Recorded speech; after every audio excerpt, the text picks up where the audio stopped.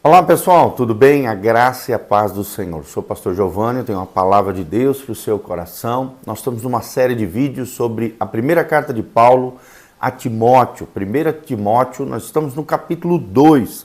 A partir do versículo 11 em diante, estamos estudando a palavra de Deus. Por isso, desde já, dá um joinha, aperta no sininho, siga o nosso canal aqui do YouTube, PR Giovanni. E vamos que vamos, compartilhe esse link com o máximo de pessoas e abra o seu coração para aquilo que Deus quer falar na nossa vida. Nós estamos falando aqui, primeiro Paulo, aqui a partir do versículo 8, dá algumas recomendações aos homens, e a partir do versículo 9 ele dá algumas recomendações às mulheres. Primeiro sobre as questões de vestimenta, né, que deveria ser um traje honesto, com pudor, ou seja, com pureza, com castidade, com santidade, com modéstia, né? Sem exageros, mas com simplicidade, sem chamar atenção para si. Depois, no versículo 10, ele fala sobre que as mulheres, né, devem servir a Deus, devem ser mulheres de Deus, não dando vazão à aparência externa, aquilo que está lá para fora. É claro que devem se cuidar, devem ser belas, né, serem mulheres cuidadosas, zelosas consigo, mas que devem principalmente cultivar a vida interior, serem mulheres que sirvam a Deus fazendo boas obras, atos de justiça, comportamentos coerentes com a vida cristã. Não adianta nada ser um pavão, né, toda cheia de coisas, artifícios lá fora, bela por fora, né? Hoje a gente vê as mulheres gastando milhões de reais com questões de aparência, com questões de beleza e tal, e não há nada de errado com isso, desde que haja equilíbrio, sobriedade, prudência, mas nós vemos uma busca pela vaidade,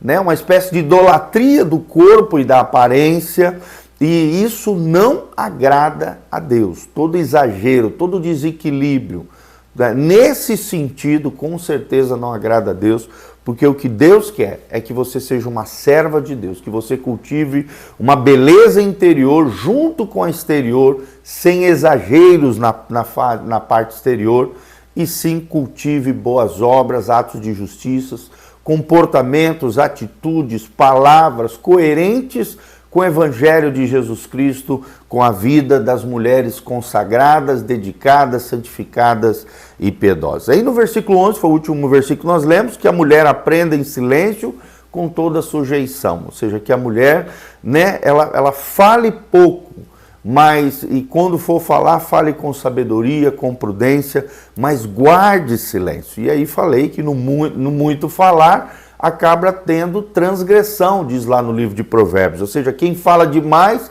acaba pecando muito, seja homem, seja mulher, seja quem for. Ele também, Paulo, fala da sujeição, de estar debaixo da missão do seu marido. E a missão de Deus para a família é que nós possamos refletir em nosso lar, tanto o homem quanto a mulher, bem como os filhos, o lar, a família, venha refletir a graça, a glória e o amor de Deus no lar e nas famílias. Que o marido seja semelhante a Jesus, que a mulher tenha as características e virtudes de Jesus de Nazaré, e que ela esteja debaixo. Sujeição aqui não é tirania, não é subjugar, não é maltratar a mulher, a esposa, o cônjuge, não. Sujeição aqui é estar debaixo da mesma missão do marido, do propósito, os dois caminharem juntos, um cuidando do outro, um protegendo o outro, o marido liderando como sacerdote, como um ministro de Deus na sua casa, o coração da sua esposa, e a esposa sendo, como diz a Bíblia, uma auxiliadora idônea, uma auxiliadora sábia, que edifica o seu lar com a sua boca. Daí a importância do silêncio, né?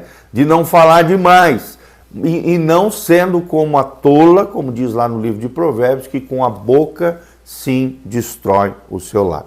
Aí vem o 12, não permito, porém, que a mulher ensine, nem use de autoridade sobre o marido, mas que esteja em silêncio. Então, Paulo reafirma aqui a questão da posição de honra, de proeminência do homem.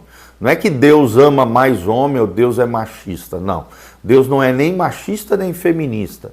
Deus tem os papéis bem definidos de homens e de mulheres. O homem tem autoridade sobre a esposa. Está lá em Efésios 5, 22 em diante. O texto sagrado diz que Cristo é o cabeça do homem, o homem é o cabeça da mulher e os pais são autoridade sobre os filhos. E os filhos devem ser criados debaixo dessa autoridade de Cristo sobre o homem, do homem sobre a mulher e dos pais sobre os filhos, tá? Então, existe uma cadeia de autoridade dentro do lar, de governo. É isso que Paulo está falando aqui. Não permito, porém, que a mulher ensine, né? Aqui no sentido de governo, de liderança principal da igreja. É óbvio que a mulher pode ensinar, outras mulheres podem ensinar na salinha das crianças, né? Na nossa igreja, por exemplo, nós temos mais de 30 líderes de crianças, homens e mulheres. A maioria delas são mulheres. É claro que elas podem ensinar, mas na sua esfera de atuação, que são outras mulheres e que também são crianças, principalmente, tá? Então, nós cremos no ministério feminino, mas debaixo da autoridade dos seus esposos, da liderança espiritual de governo que Deus estabeleceu, então, mas que estejam em silêncio aqui, no sentido que quando forem ensinar, seja na sua esfera e não tentando exercer autoridade e governo sobre os seus maridos, sobre os homens da igreja, não. A Bíblia proíbe governo principal de igreja de mulher. A Bíblia proíbe isso, gente. Não existe isso na Bíblia Sagrada. O governo principal na igreja pertence aos homens zelosos, homens prudentes, homens maduros, homens sábios que Deus estabeleceu para governar o corpo de Cristo. O presbitério deve ser estabelecido através de homens fiéis, homens zelosos, homens tementes a Deus, homens de oração, homens coerentes com o Evangelho de Cristo, íntegros e corretos.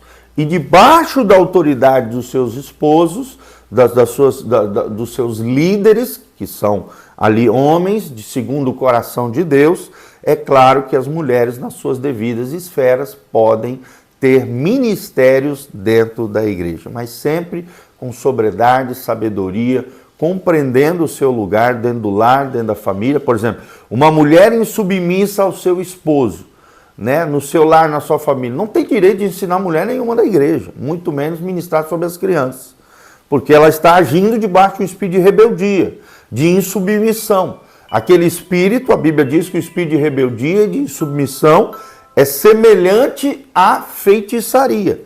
Então é como se ela estivesse ministrando um trabalho de umbanda, de macumbaria, de feitiçaria, de encantamento. Não podemos aceitar mulheres insubmissas ministrando nem a outras mulheres, nem a crianças, muito menos governando ou ministrando sobre homens. É o que Paulo está dizendo aqui e o que nós vemos claramente dentro dos papéis, dentro das funções, dentro do lar, dentro da família e dentro da igreja, tá bom? Então você, mulher que está me ouvindo, primeiro seja submissa a Cristo e por ser submissa a Cristo, seja submissa, esteja debaixo da autoridade do seu esposo. Ah, pastor, mas o meu marido não é cristão. E mesmo assim, se ele é teu esposo, você escolheu para ser seu esposo, ele tem autoridade sobre a sua vida. Tudo aquilo que estiver de acordo com a palavra de Deus, não for contrário a Deus e a sua palavra, você deve se sujeitar, se submeter em amor, como a Cristo, ao seu esposo, porque ele é o cabeça da sua casa, ele é o sacerdote da sua família, ele você escolheu para estar governando e liderando a sua vida, seu lar, sua casa e a sua família. E aí Paulo dá os motivos para isso, está no 13 aqui, porque primeiro foi formado Adão e depois Eva. Então, na ordem de criação de Deus, primeiro veio Adão, depois Eva. Aí no 14 ele diz assim, e Adão não foi enganado primeiramente, mas a mulher, sendo enganada, caiu em transgressão.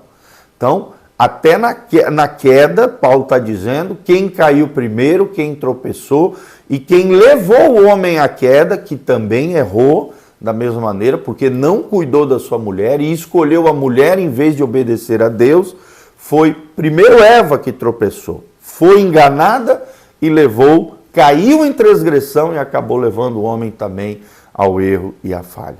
E aí, aqui a Bíblia diz a grande missão da mulher no versículo 15.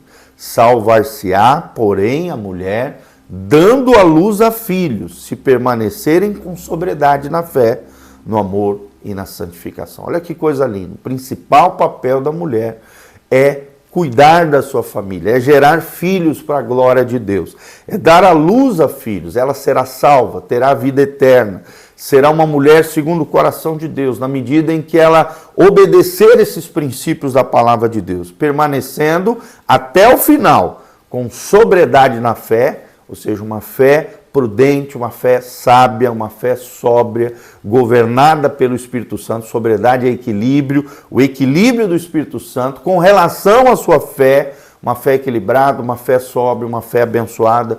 Também no amor, uma mulher que ame a Deus, ame o seu esposo, ame os seus filhos, ame os seus pais, ame, os seus irmãos em Cristo na comunidade e na santificação. Uma santa mulher de Deus, uma mulher dedicada, uma mulher consagrada, uma mulher piedosa, uma mulher que vive a vida comum do lar, simples do lar, mas compreendendo que essa é a grande missão que Deus entregou para ela. Ela pode ter a sua profissão, claro, pode exercer determinados ofícios, é claro, sempre priorizando o lar, a família, o cuidado do seu esposo, dos seus filhos e buscando a salvação, a fé e o amor no Senhor Jesus. Amém?